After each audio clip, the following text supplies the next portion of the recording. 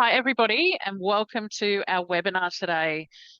Incredibly exciting, one of my favourite webinars of the year, where we get to celebrate the success of our service and sales excellence winners for 2023. We have our wonderful partners from Grist joining us here. And today we're going to share some of those insights relating to, I guess, the power of micro behaviours in driving amazing service outcomes. And as I said, we will also hear from the very recently announced AusContact 2023 winners. The amazing NIB actually took out both of those awards this year. So in the spirit of reconciliation, AusContact acknowledges the traditional custodians of country throughout Australia and their connections to land, sea and community. We pay our respect to their elders past and present and extend that respect to all Aboriginal and Torres Strait Islander peoples here today. Today's webinar will run for approximately 60 minutes, and during that time, with the help of our very special guests, we hope the session provides you with, number one, some insights into, what NIB is doing that actually led them to win both the sales and service category awards, but also to really give you some insights into things that might be in your control that actually you can do differently, that can actually support more effective customer interactions. And then to round off the session, we'll have some Q&A if time permits at the end of the session. So I'm Fran Southwood. I am the CEO of AusContact and will be your moderator today. We'll just run through some quick general housekeeping for you. Remember, interaction actually helps you maximise benefits. So there's no need to take too many notes. We'll provide you with the recording of the webinar and some of the slides from Kate and Mimi will take us through. Please use the Q&A button on the control panel. If you're anything like me, you'll think of a great question, but if you don't write it down, you'll forget it. If the question is relevant to what is part of the slides that we're being shown, I'll actually jump in and we'll address it in real time. Otherwise, we'll try and keep those for the end of the session where we've got formal Q&A.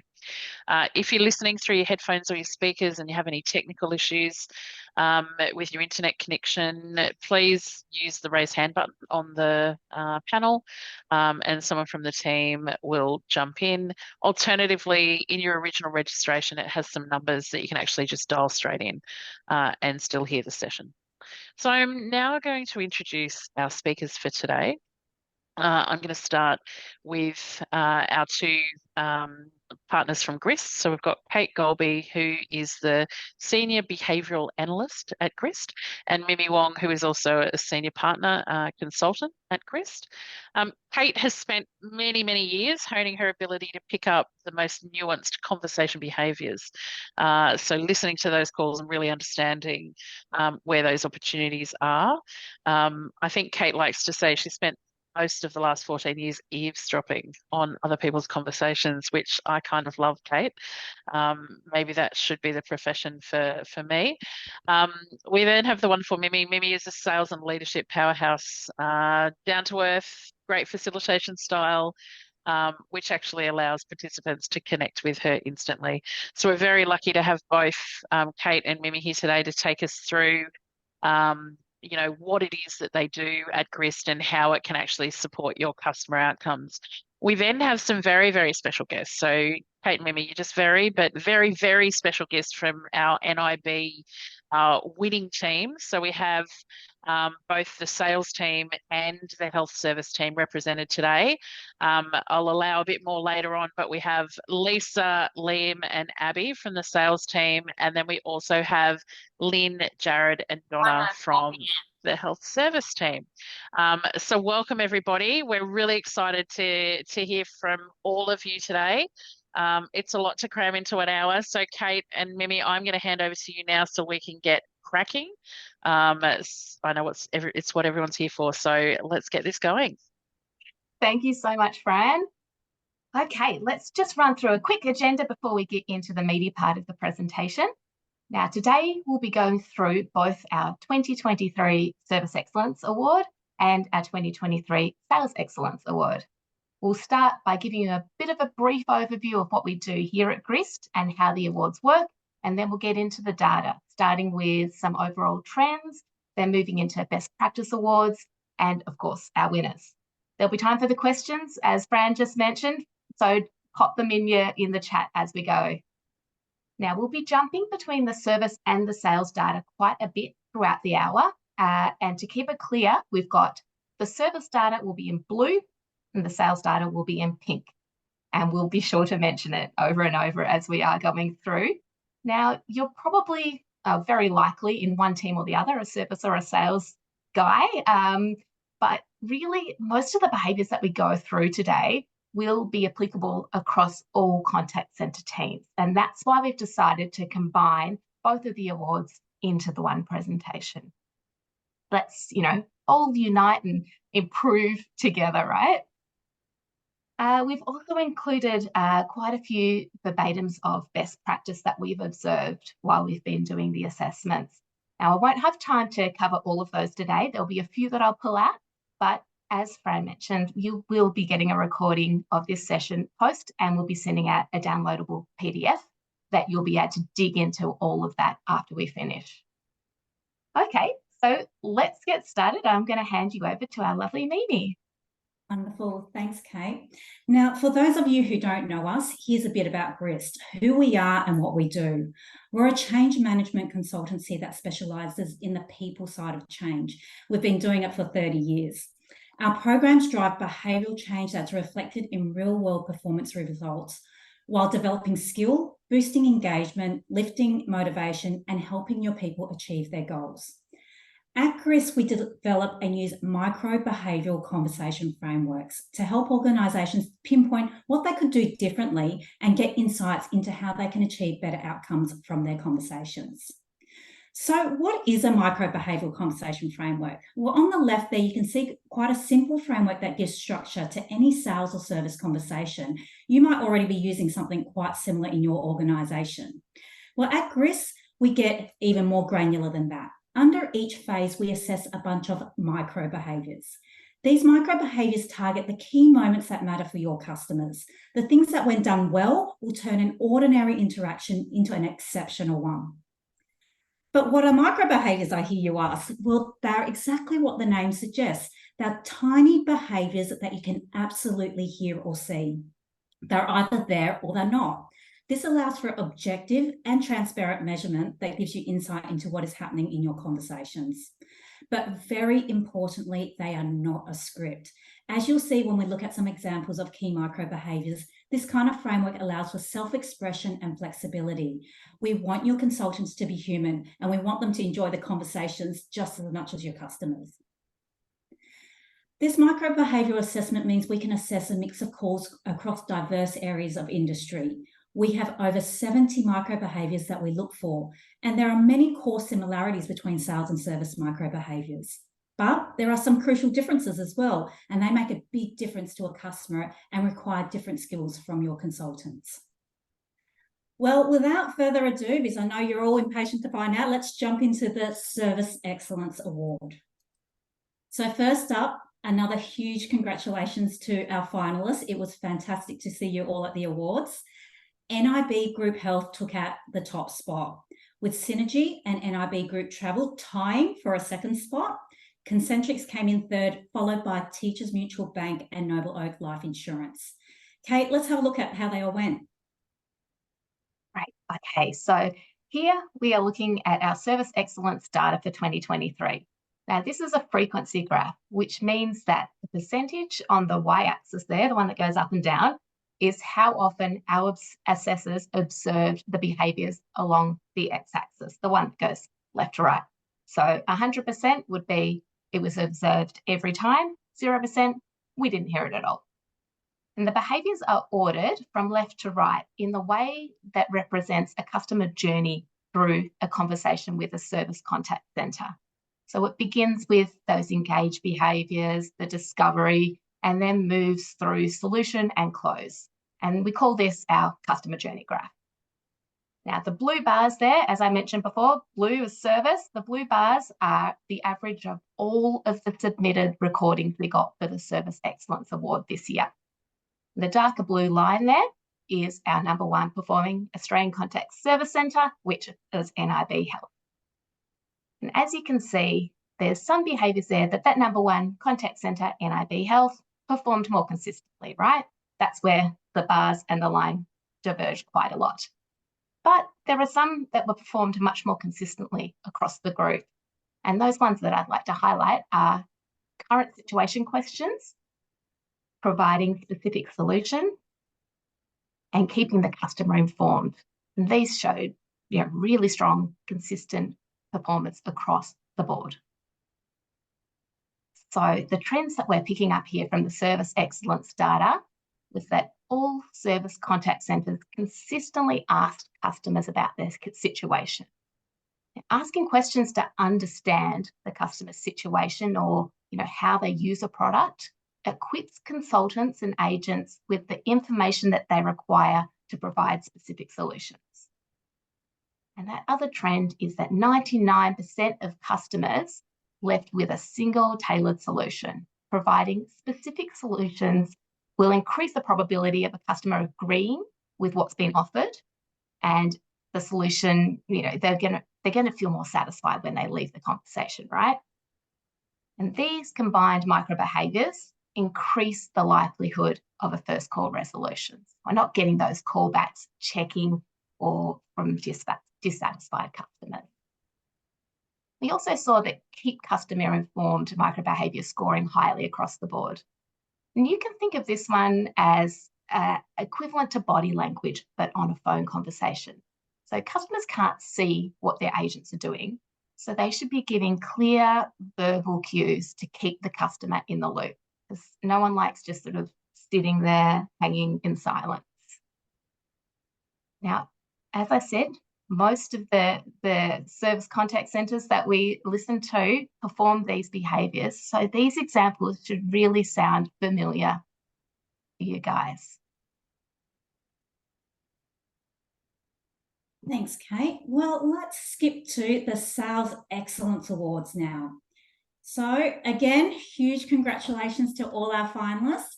NIB Group Health took out the top spot again, and they were followed closely by Noble Oak Life Insurance in second and ANZ Everyday Banking in third. NIB Group Travel took out fourth, with Allianz Insurance just behind them. Kate, let's jump into that data. Okay, so we're looking at our customer journey frequency graph again, this time for the 2023 Sales Excellence Award data. And you'll remember from before, this is displaying how the assessors observe the behaviours along the bottom there. Pink bars are all of the submitted recordings for the Sales Excellence Award. And the darker line, again, our number one performing sales contact centre, NIB Health. So as with the service customer journey, there are some behaviours where the number one outperformed a bit more consistently, right? And others that showed a strong performance across. Interestingly, providing a solution was a high and consistently high performance again for the sales team. Explaining features also performed well, and asking for the sale. So what are the sales data trends? Just like the service customers, 99% of sales customers left with that specific sales solution. And the majority, 71%, highlighted its features as well. And this thorough approach to solving the customer's requirements gave 75% of consultants the confidence to ask the customer to proceed in the sales process. As far as customers are concerned, providing a clear, specific solution is the most important part of the conversation, right? It's the part that they've been waiting for and expecting. That's why they call to get a solution. By consistently providing that specific solution and explaining its features, the customer's expectations are being met by the consultant, and that gives them the confidence to ask for the sale. So what does that sound like? Again, a lot of your teams are doing this, so these examples should ring true. And I would like to call out just that third example there. Would you like me to get that arranged for you? This is a really good example of how to offer a clear, direct offer of sale. It requires a yes or no response from the customer, and that does help customers with that decision-making process. It's a customer-centric approach, but it's not too pushy. Okay, so we've heard about our service and sales trends. Let's move into our best practice awards. Now, these aren't official awards, but we've included them to highlight examples identified by the assessors as standout performances by teams other than our number one that really deserve to be celebrated. Our first best practice award is the Best Value Add Contact Centre, and it goes to RAA, the Royal Automotive Association of South Australia Service Team. Quite a mouthful, so I'll stick to RAA for now. They excelled in helping their customers by providing unexpected value and or connecting them with additional help. But everyone loves a bit of extra value, right? And it certainly doesn't have to be big to make a strong impression on customers. RAA showed the ability to pick up on triggers or snippets, whether it's something that the customers said quite purposefully, or it could even be a throwaway comment, something you've heard in the background that they've used to provide customers with that extra further valuable information. Now, we've included cross-sell in that graph over there on the right. This isn't a weighted behaviour, but it's worth highlighting because RAA did this quite well. I know a lot of you work in general advice or no advice models, so that isn't always possible, but you can focus more on the education side of providing further information. Now, using words like easier, quicker, smoother, and some others there are great ways to start introducing this into customer conversation. And here are some examples that we heard from RAA. The first one there is responding to a customer mentioning a big trip that they were doing in their caravan. So a clear trigger, right? The second one is a little bit more generic. It just points out the additional features of online offerings. And I'm sure many, if not all of you, could begin introducing something like this into your conversations. Our second best practice award goes to the ANZ sales team, who excelled at setting the scene. ANZ gave their customers a really clear indication up front of what was going to happen on the call. This transparency in the process helps engender involvement and maintain trust and confidence. So when asked to give their buy-in, the customers responded with a very confident yes. The introduce process micro-behaviour is a really powerful way to set up the call. It sets clear expectations of what's to come to reduce confusion for the customer. It creates a sense of ease by navigating the customer through the conversation, and it also has been shown to reduce average handling time. And the natural buddy for the introduce process micro-behaviour is a very small but mighty seek permission to proceed. This micro-behaviour is a super easy behaviour to roll into after setting expectations. It puts the customer in control by asking for their buy-in and is a simple way to build rapport to start the conversation on the right foot. Now, for those of you who love habit stacking, these two behaviours are for you. You can see how simply one anchors to the other. Seek permission to proceed can be done at multiple points in a conversation to build buy-in, but it really does sing here right at the start with setting expectations. Now, let's have a look at the key things our winners, NIB Group Health, did differently. Over to you, Kate. All right, great. So let's get into what the best are doing. NIB Health sales and service consultants had a terrific ability to connect and interact with their customers on a personal level, which really demonstrates a genuine interest in the individual customer. They're raising those customer expectations for this type of interaction. So others better watch out. The customers are going to be expecting a lot. And the first few moments of that customer conversation really sets the tone for the remainder of the conversation, influencing whether it's successful or not, right? You started off well and hopefully the rest follows. And when we think about the future of contact centres, the skill of connecting and definitely sort of steering a conversation will become even more essential for agents because they'll be handling increasingly complex customer inquiries, and that these skills, these interpersonal skills will really come into play there. So here we have some examples from NIB, but as you read them through, you'll see that they're quite applicable across all industries. And I've got a little tip for you here for those teams that need to do mandatory security checks or maybe set up accounts before they can get into a quoting process. I know they can be a little bit tedious to sort of get all that customer information up front in a conversation. But if you're clever, you can use these as ripe fruit for engagement. So obtaining a customer's name is a really, really easy one. So ask how they like to be addressed and make a note of it and just use it throughout the chat. Another great one is birthday. If there's a real good chance that your customer is going to have a birthday, within a month, like 1 out of 12 chance that they're going to have a birthday within a month of your conversation, right? And so use that to enthuse and engage. Now, these other ones here that you can try are more organic opportunities that come up along the way. They take a little bit more practice, but once you get used to it, it really just transforms the conversation. When customers call, they anticipate and hope for questions. This is where they get to talk about themselves, share what's going on and what they're thinking. And in return, there is an expectation that they will get helped. NIB Group Health Sales' desire to understand the inquiry through questioning demonstrates curiosity and interest while ensuring they provide the right solution. Here, NIB sales agents go further than the "what can I do for you" to "what prompted you to call us today?" Now, it may sound like a very small distinction, but that nuance in the second question means the information you'll get from the customer will likely be much richer and get much closer to the heart of what they need. Understanding and expanding on the why potentially opens up the conversation to address much broader needs from a sales perspective, but also a value add one. Knowing why is also important to understand how customers interacting with your products and services, what their pain points might be, and what they can look for in a provider.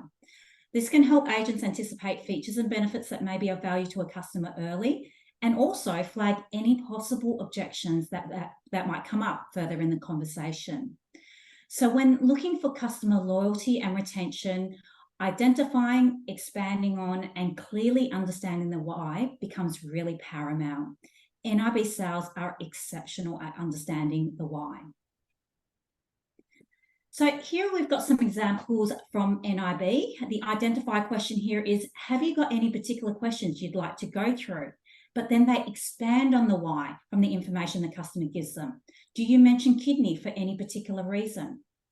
We've also got some examples from other industries too, so that you can get a feel for what we're listening for with these two micro behaviours. And I'll leave you to go through those in your own time. There's a bit to get into there. And our third call out from our hotspot winners is from the NIB Health Service team. Now, these agents routinely identified opportunities to provide more thorough solutions for their customers, ensuring that they're receiving maximum value and benefit from the products and services they have to offer. So these key behaviours, education, explaining next steps, keeping the customer informed and checking the understanding, we've seen increases in the likelihood of first call resolution and customer satisfaction on the back of doing these behaviours. A lot can be done to make customers' life easier, simple, and empower them. And they aren't the experts, but you guys are. So let them know about it. And here are some examples of how NIB did it. There's an example there of education, next steps, and the check understanding. Some more specific to health insurance than others, but there's some generic ones and more diverse ones. Yeah, again, I'll leave you to go through those post-session, because I'm sure you're all waiting to hear a little bit more about our winners. Now, our NIB Health Sales and Service team was so excited about their results this year. They actually all wanted to join us. They have pretty big call centres, so it was going to get a little unruly, and I'm sure you guys want to get off pretty close to 2 o'clock. So we've narrowed it down to 6 people. We've got 6 from the sales health team. We've got Lisa Nassif, who is a sales contact centre manager, Liam Rabbit, who's a performance lead, and Abby Porter, a customer care consultant. And then from our NIB Health Service team, we have Lynn Hardacre, Service Care Manager, Jared Collier, Performance Lead, and Donna Lockhead, Customer Care Consultant.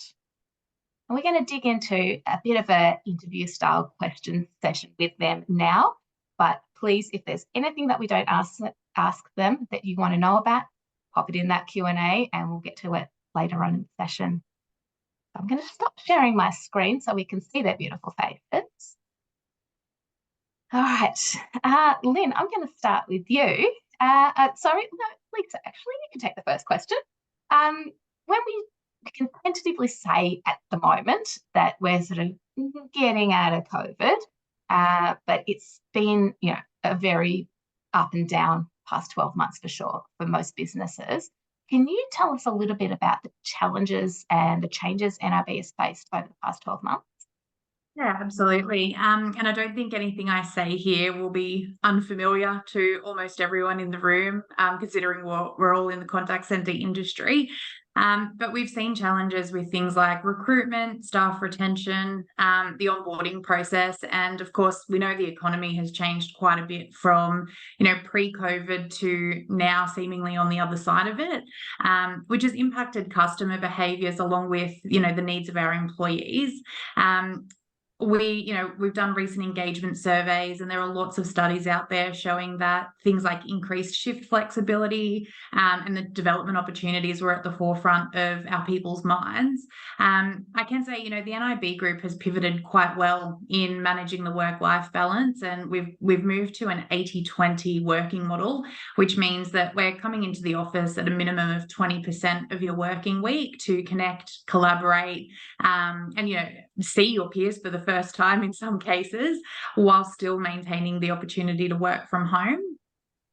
We've made adjustments to things like our training and recruitment strategies, but challenges are an opportunity for us to reconnect with our people and look for solutions that suit both employee and customer needs. And I think most would agree that a positive from COVID is that it's forced us to look at how we do things with a new lens, including how we engage with our teams and our strategic plans in a predominantly remote environment. It has been a balancing act, but I think, the results show that it can be done with things like the right people, the right approach, and consistency when it comes to our operating rhythms. Fantastic. Yeah. I like that, that you're still keeping a lot of that work from home because in response to, I guess, a lot of your staff showing that they really still love that flexibility in life, right? Yeah, absolutely. Okay, I'm going to throw this one to you, Abby. I've heard that you guys had, maybe a unique way at picking the calls that you submitted for these awards this year. Can you tell us a little bit more about how you did that? Sorry, I had to take myself off mute. Of course I can. So when I first started in December, we were breaking up the behaviours into individual areas, which really helped me having one main area of focus so that I could deep dive into why that particular behaviour was so important. So that when it came time to marking calls in full, it was such an easy flow. I knew it was a good call because I could say that I had left the customer with an emotional impact. We were then asked to pick calls that we felt hit this benchmark for submission, and these calls were then collated and listened to by the leadership team and undercover frontline peers to pick our top 10 for the awards. Fantastic. And so, it seems to have worked because the results speak for themselves. Liam, how do you kind of get that consistency with calibrating across all levels of the organisation so that everybody along that process really has a clear understanding of what a great conversation looks like? Yeah, so we began a relaunch of our conversational framework late last year. So we broke down each behaviour for a period of time over 3 months before moving back to a full call marking process. So focusing on one piece at a time, it just allowed the teams to get a sound understanding of the impact that each behaviour has to the member experience and the outcome of the call. It also showed them, how to, or allowed them rather, to cement each phase and reinforce their confidence before moving on to the next skill. So our operating rhythms were a big help. We do regular call calibrations with each performance lead in their team with the frontline agents, and then that feeds into our regular call calibrations we do as a leadership team. And we also included a different sales agent in the leader call calibration each week to give them insights into our approach and bring them closer to the process of what we do. So I guess that combined with regular and consistent coaching, dedicated twice weekly focus sessions, the introduction of YakTrack, which has been great for the frontline agents, and making the framework the forefront of everything we do, they would be the key contributors to our results. That's great, Liam. I really love the involvement that you have with the frontline agents about getting their perspective. On that note, Abby, I'd love you to tell us a bit about the coaching at NIB from a coachee perspective. How does your leader address your performance?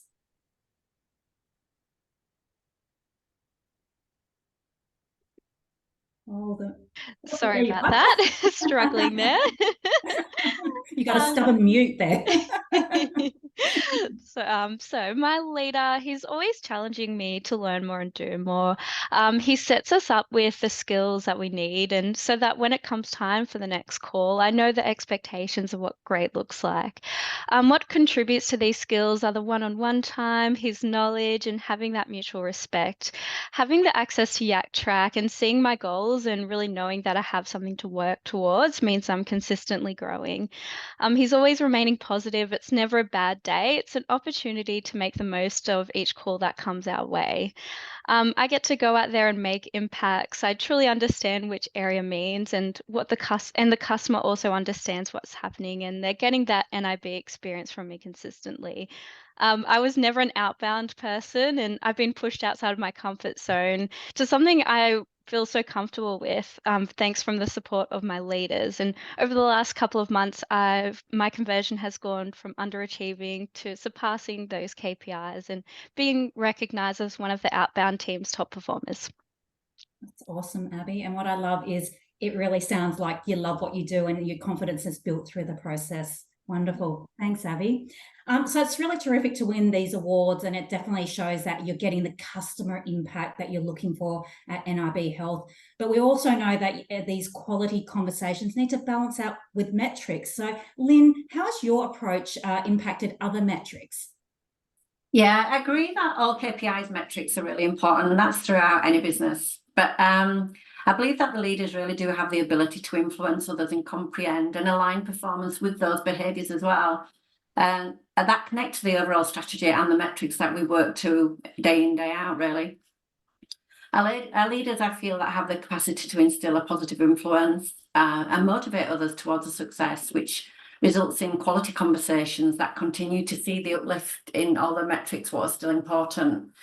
If I can really talk to the last financial year, our NPS result, which was plus 31, which in itself is a great achievement. And our first contact resolution, which has been touched on in other conversations, first contact resolution within my area is currently at 75% of our calls. So I think with that being 75%, we know our coaching conversations are really key to the success and continued results for all the metrics, what we work to within customer care, really. That's fantastic, Lynn. I love how your leaders are really linking in those behaviours to the objectives, because quite often sometimes they're seen as two separate things. That's fantastic. Speaking on what you need to focus on, Jared, as a performance lead, I'd like to hear how you pick the relevant behaviour to focus on when addressing a particular performance metric. Yeah, absolutely. So I guess within the tool that both Lynn and Liam have spoken to, everyone's always at a different stage within their development. So each coaching session is always something different to link back into the individual's goals set and agreed on from those previous sessions as well. In saying this, I'll pick a relevant behaviour to focus on after listening to previous calls and marking the behaviours demonstrated within those calls. So I'll be looking for areas where the best opportunity sits on that member experience. In utilising YakTrack, I can view previous sessions.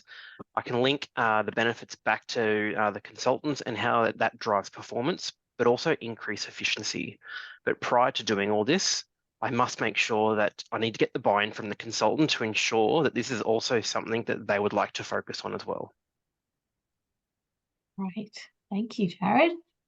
And Donna, now you're speaking to customers day in, day out, right? So how have you seen this focus on customer-centric behaviours, micro behaviours that you've been working on? What impact have you seen immediately on the customer conversation? Yeah, look, absolutely, Kate. Look, with our calls, we really focus on trying to bring the member into our call. So we try to engage with the customer, find that connection and build that sense of rapport, if you like. We let them know from the very start that, you've come to the right person and we can definitely assist you with all your queries today. We focus around having a conversation, not an interrogation with our members, right? So we bring them in there, and we always talk to them about the time frame as well. So we know that their time's important as well as ours. So we sort of check in with them, make sure it's okay to spend the next 10 minutes with them regarding their queries. Um, we give them the information which is correct and understanding from the very beginning, but at the same time, again, checking in to make sure that they understand. We try not to use a lot of jargon in our conversations. Things like IFCs, informed financial consent. What does that actually mean to the everyday member? So we try and break things down for them. We always try to discover the actual intent on their call. So why is the customer actually calling today? Because the more information that we can gauge from the customer, then obviously the better we can assist that member as well. And I guess as we move along with our conversations, we always like to leave the member with a bit of a wow factor. So what did we do today? We go through the recap, but we also want to leave them with something special. So that, in other words, teach them something that they didn't expect to actually get from the call. So they always walk away with knowing that, oh, that was a great call. I got my questions answered and I've actually learned a lot more than I actually even expected or thought I would. Keeping in mind, a lot of the members that call us, obviously they're calling because they have a family member or themselves that might be going into hospital for a procedure. So already they're a little bit, stressed. So if we can alleviate a little bit of that stress from them, then well and good. Try and just treat them as a person and, show that we actually do have that empathy and we actually care. Yeah, so it sounds like all of these inputs that you guys are putting in as far as behaviours and processes, it's all with the customer in mind, right? Absolutely, 100%. Yeah, fantastic. Okay, and Lynn, I just had another question for you. So we've seen sort of NIB data change over the past few years that we've been doing these awards. And while you at NIB have stayed really strong in the conversation quality, we've picked up actually different behaviours that have been focused on. And was there a particular driver to that change in focus? Oh, and mute, Lynn. Yeah. Yeah, so the behaviours show what we saw is listen and seek to engage and empathise, enthuse categories, which we saw within the results. But however, given the cost of living challenges, we feel it's really more important than ever that we support our members as well and provide that exceptional customer service and showing them that what the value is for their health insurance, which I feel is really important. Mm-hmm. We've worked really hard on personalising the calls, and I think Donna's alluded to that a little bit. We've worked hard on this and ensuring that the consultants always put our members at ease, and especially when they really call about upcoming procedures. And this is done by explaining the next steps, which has been a big focus for us, what's going to happen next for them. There can be a lot of information to take in during these calls as well, especially going to hospital conversations. And we've worked hard in ensuring we achieve first contact resolution, which our results have shown, and what a member can expect from here, and making sure that we are clarifying that they understand as well. Finally, we also saw improvements in further valuable information section, and this is where we really start to see the vision of transitioning from health payer to health partner come to life. So in recent years, we've done many initiatives throughout the organisation level, which have come to life, such as telehealth access, online prescription, referrals to hospital and support programmes. So consultants are working really hard to understand our members' needs and what additional value we can bring during these interactions as well. So this can simplify by ensuring the members who have upcoming procedures are aware of the surgeons close to them who work within our Medigap or known gap schemes, and ensuring the members are really informed about their options and experience lowered out-of-pocket costs as well. Touching on the YAT track, what we recently invested in, this new coaching tool, I feel it's really enabled our leaders to continue to have those strong and effective coaching sessions, focusing on right behaviours and driving that right results that link to the overall strategy as well. The new tool, what we do have now, is enabling us to deliver that consistent operating rhythm across all areas and across all teams. And it's provided visibility over coaching conversations, goals, and continuous development of our people. The tool has also driven accountability, I think, which is really important as well. So that's accountability across all levels, across member services and sales, but as we strive to kind of achieve the best-in-class service, because that's our ultimate goal. Yeah, fantastic. It's Kate, I was just going to jump in and pick up on a couple of the points that have been made by all of the team from NIB. And it's real, and I think you emphasised it earlier when you talked about this ability to put customer at the centre. So all of the stuff you guys have talked about today, all of the insights from, you know, the analysis and assessment of each of those core stages have all still had that common thread. And I've got to say, I recently needed to call NIB, and the first thing I was greeted with by the sales care consultant was that I had been a member of NIB for, if I say the amount of years, it will really show you my age. So I'm not going to say how many years, but the personalisation that actually made me feel. And again, when the call wrapped up, the person said to me, you know, thanks for being such a loyal member. Now, that made no difference to the conversation that we had about, I just needed a few things sorted. But what I walked away with was recognizing that actually, because, you know, again, loyalty matters, but that personalization actually left me feeling nothing about, like I actually didn't care anymore about what I was calling about. It was about how it made me feel.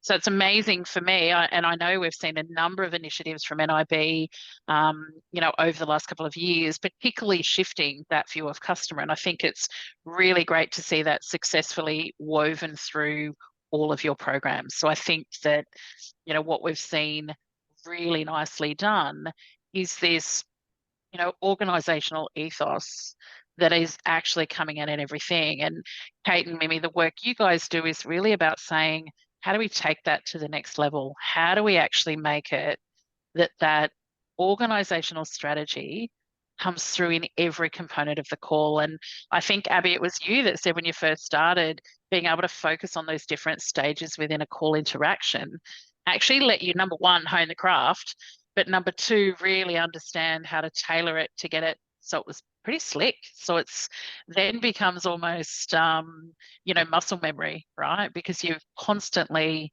focused and coached and practiced that component. And I think, you know, for me, when I look at not just NIB, but I know there are a lot of people that participated in this program this year, when I look at all of those different stages of a call interaction, for me, this is the opportunity of, you know, all in your control opportunity, right? If you think about, you know, sometimes as organizations, we can get a bit caught up in the whole, oh, you know, we need new tech, or we need this and we need that.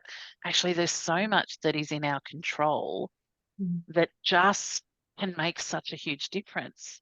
And Kate, I know that the work that you do and what you see through your analysis actually, and what we've seen today, you know, those graphs showed us how you are nailing each of those components to make a difference to the outcome, right? Each of them are so aligned, is so intrinsically aligned to the goal and the ethos of NIB as an organization. And I think that's an incredibly successful outcome, and it's something you all should be really proud of contributing to, because I know it just doesn't happen overnight, right? It needs to be embedded in how you lead, embedded in how you coach, embedded in how you then actually look for those improvement operations. So I love seeing that actually it flows right through. And I know it's not just about contact center, it's about whole organization, right? Kate, are you seeing more and more of this actually come through where you're seeing that successful kind of end-to-end alignment with an organizational, you know, strategy connected to how they actually deliver service? Because again, it's not the big things that make us feel a particular way as consumers, right? And we are all consumers. So, you know, again, what are you seeing in the market itself as far as I can only imagine that where the alignment is greater, the results are greater. So, you know, can you talk a little bit about that? Yeah, absolutely. And I think where you do see the biggest difference, so that the consultants that are providing a solution, but not much more. It's quite a transactional conversation, right? And the ones that are excelling in and providing their customers with that, very fully rounded conversation, they're doing those engagement, they're providing those thorough solutions, those next steps that Lindy mentioned was really important, specifically to NIB and probably a lot of insurances where there's a lot to get through in a conversation, and listening to someone speak 15 minutes is overwhelming. So that's where those things come in, particularly important, but they can absolutely be done on any conversation. And that's where you really get the best from the rest, I suppose. And it's that approach to wanting to give more to the customers and very customer-centric approach to the whole organisation, rather than necessarily just focusing only on those KPI metrics that are more internal processing. So we've seen that you focus on those customer-centric behaviours, like introducing the process, and it's about letting the customer know what's going on, but it's about a consultant ordering their own thoughts as well and making that the most efficient conversation that they can, which brings down AHT. So it's just another way of thinking of ways to achieve those metrics that has the customer in mind the whole way through. I think you picked up a really good point there though as well, and I think often, and we say it all the time, take care of your people, the work takes care of itself.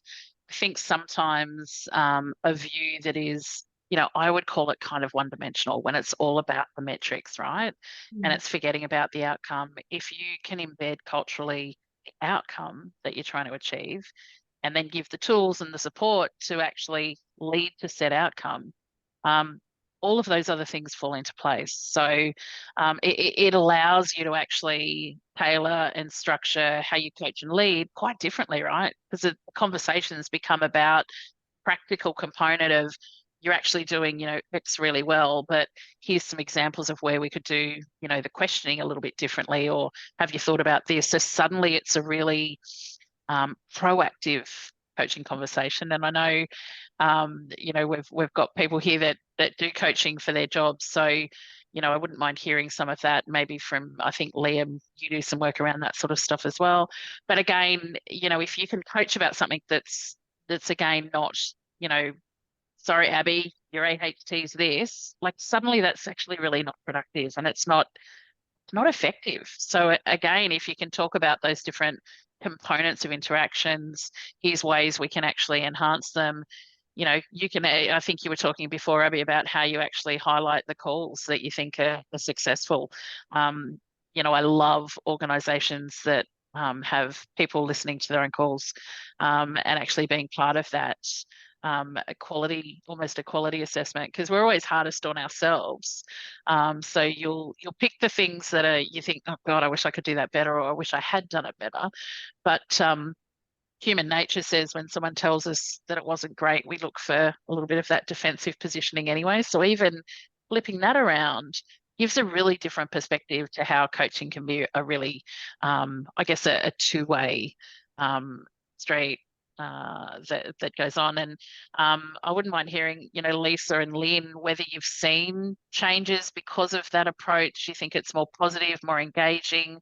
What would you say about your coaching program as far as what it's driving, as far as those interactions go in the environment? Because obviously it's making a difference.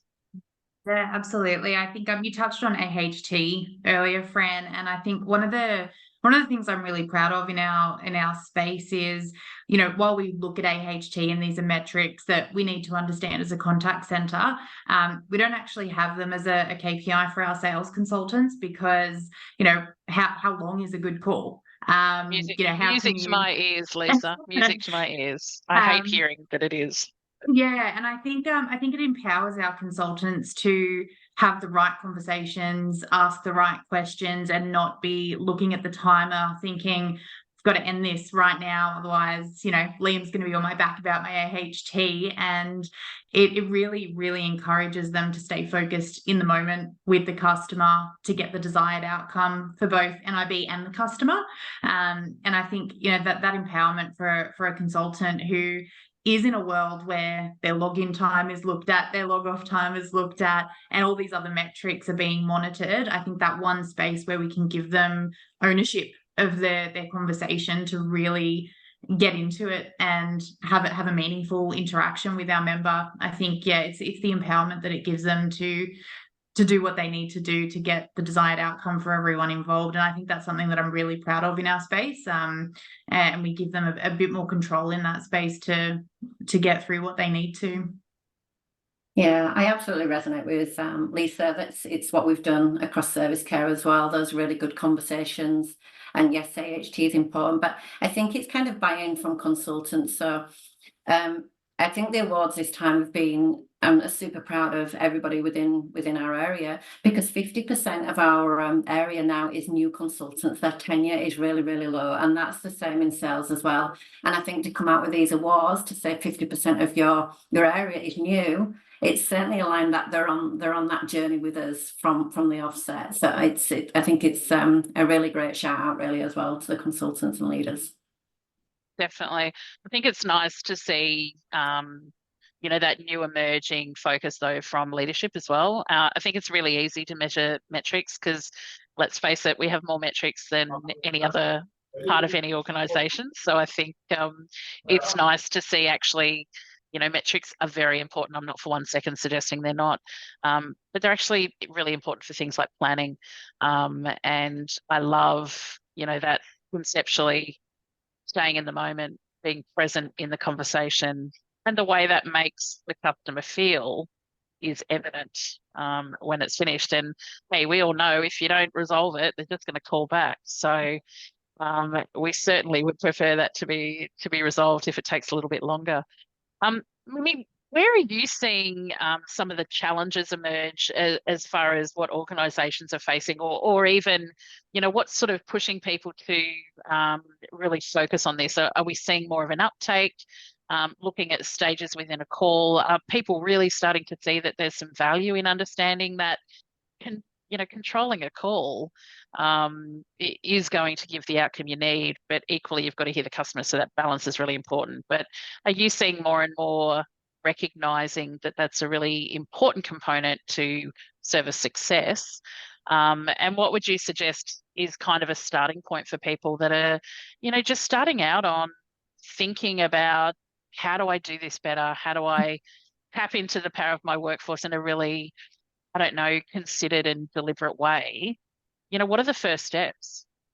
I think something within our particular area we're doing really well, and Abby actually touched on this, that we can't engaging the consultants by actually putting their own call forward is a great step, because what we do, and I think Lisa follows the same analogy, is that we have call calibration sessions. So we have a library of different calls what cover different attributes.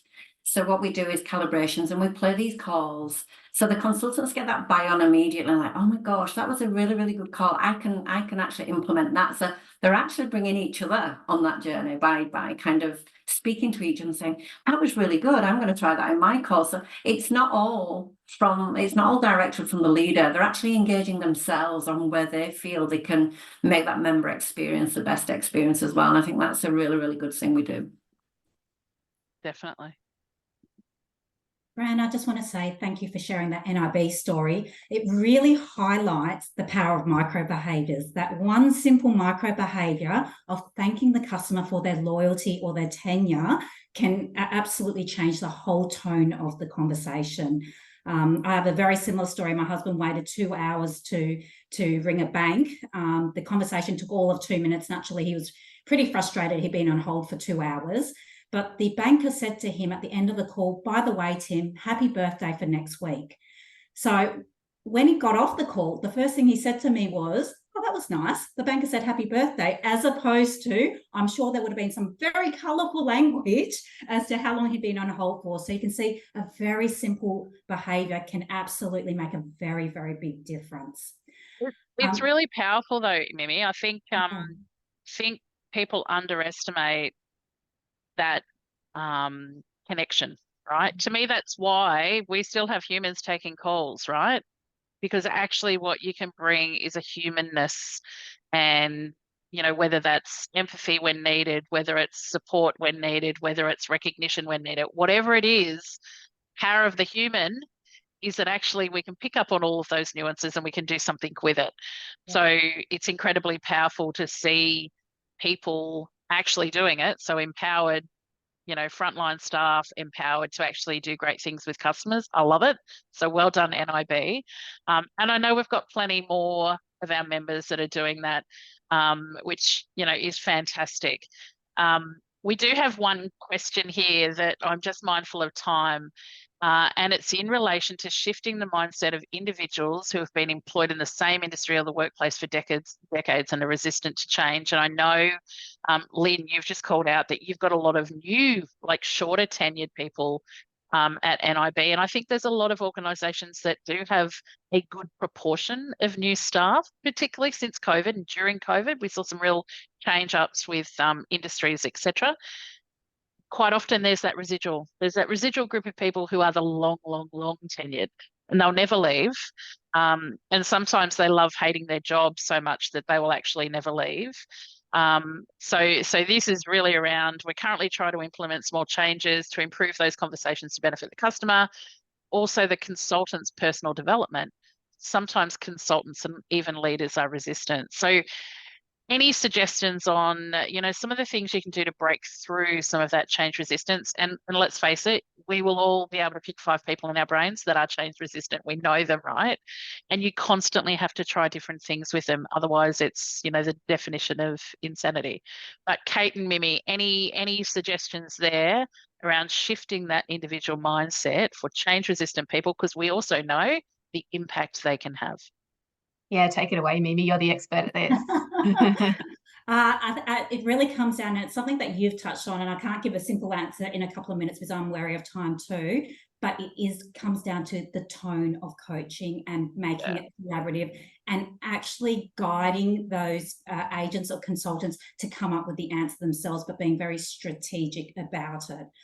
So as I said, happy whoever popped in that question, happy for you to reach out to us, and I'm happy to have that discussion offline because it's probably a bit more detailed, but it really is about the tone of the coaching and being more collaborative to bring that person on the journey.